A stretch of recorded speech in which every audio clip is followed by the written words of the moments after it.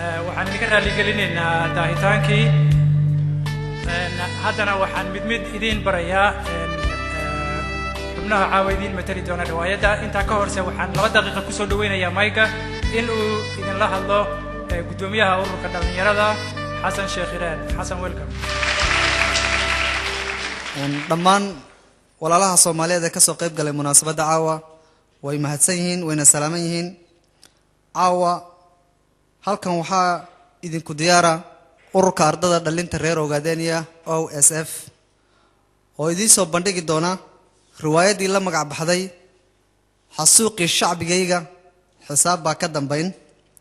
balse waxaan jeclaan lahaa inta aanan u galin barnaamijka riwaayadda inaan dhowr qodob ka hor iraahdo qodobka koowaad caawa waxaan halkan ka xusaynaa sanad guuradii 23aad ee ururka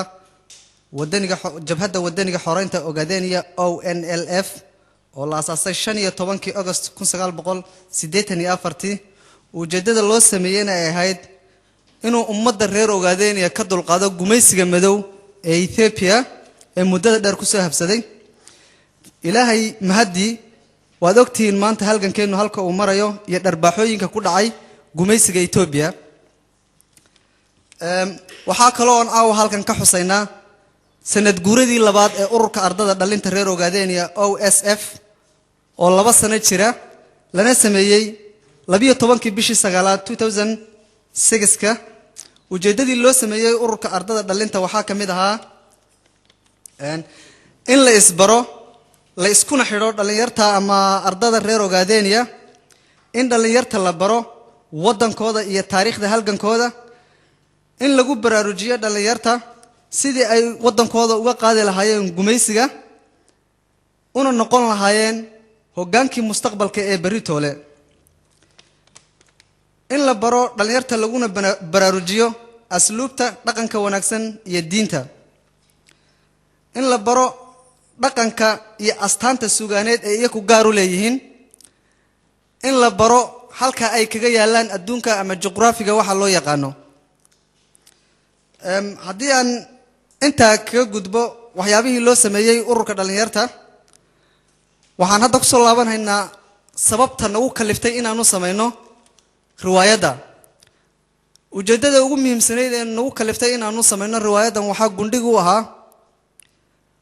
ardada oo aragtay ama ururka dhalinyarta oo arkay dhibaatada iyo xasuuqa lagu hayo ummadooda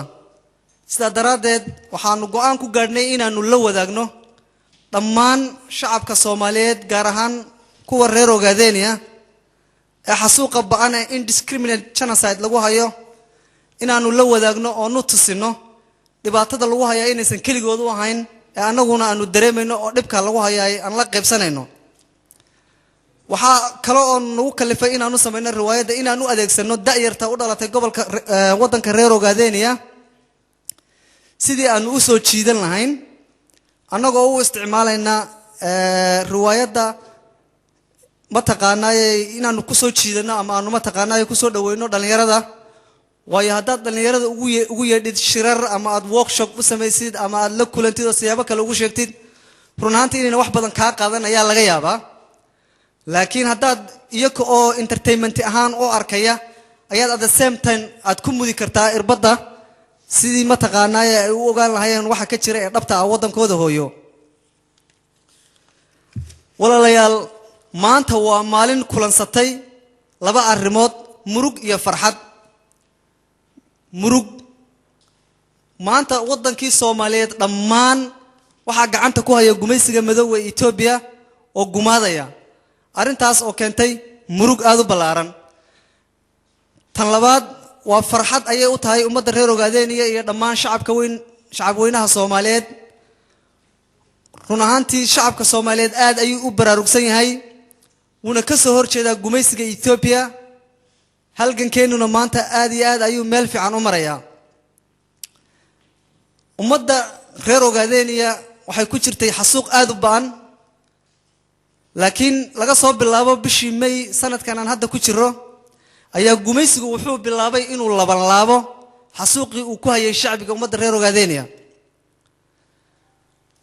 أول هرة وحا عادة أهان جرتي إني متقانا شعب كان ريرو قادانيا بلا سبب حبط لوغو دفتو لكن ما أنت ويكرر الحجالابين حبدي أي أول هرة كله فنشرين دات كينا سيدا درادد وحي كوب بدلين سيلك إني كوم مرجيان دات كينا سيلك بالغو مرجينا يا ولا طورة يا قفكي قبل لما دافيو إسلام ويل أضي المير سي والبا قف والبا واسكمد واندسكريمينيت لما كلا صار ير يوين اسكمد اسكسيبا لو لينا يا دمرك أي ناسها كشريان كفسي دل حسوق علاش أو متقناي لا أسو حولها أول الله يو دبعت النوع قدام بيسي أي أمد ريرو قادين أي كشران هذا ما وحن سجارة الله الله يا اللي يرد ريرو قادينيا اللي يرتو ولا لها صوماليات اللي يروي وحاتهين حوجي انرجي مستقبلكي أقونتي افتينكي بريتوله والله إذا كل حساب تما يا حوجينا يا انرجينا يا أقونتينا هداد ما أنت كسي حتى ندلكينا عد كلو إذا صار دعينا إذا ما جرتو وحا إنها يستوى ورق إذنك إذن لميدا ودد إذنك إذن لميدا سجال بلود بكل شيء إذا كمان قوم بند إذا كمان تربطنا وحلو بهاي هاي إنه مدونو أو إنه يونيتي لاني مانو أو إنه جماعة إسقابسنا سيان سقط والرجوميس جمدوا إثيوبيا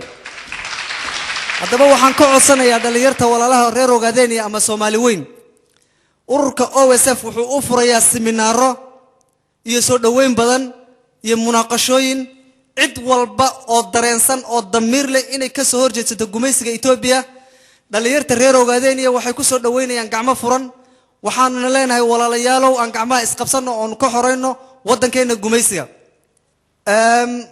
waxa wada shaqeyn aanu leenahay ururka dhalinyarta Soomaalida Somali diaspora oo si joogta ah aanu wada xidhiidhno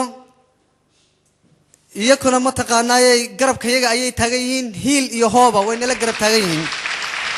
waxaan hadalkayga ku soo gunaanadi lahaa annaguna waanu la garab taaganahay hiiliyo ayaanu la garab taaganahay waxaan hadalkayga ku soo gunaanadi lahaa inagoo ilaahay subxaanahu wa ta'ala kaashanayna inaynu garbaha isqabsano oo inu hiil iyo hooba la garab istaagno jabhada wadaniga xoreynta Ogaden ONLF haddii aynu arrintaas samayno waxaa shaki la'aana inaynu gaarayno halka aynu doonayno qofku hadduu ilaahayna isku xidho juhdina uu la yimaado إلهي ما ضيعوا ضدك مؤمنين تا مسلمين تا إن الله لا يضيع أجر المؤمنين ما ضيع يوم تقناي أجر جينا يا خير كنا يا ونا جينا أنت سيان عاو خطبة ضيدي قبنيتك سوكوبيا وقاديني هحرودو وقاديني هحرودو وقاديني هحرودو صوماليا هحرودو السلام عليكم ورحمة الله وبركاته حسن ومهتسن ياهي waxaan jeclaan lahaa inaan mid idin baro riwaayadan caawa dhalinyarada matalaysa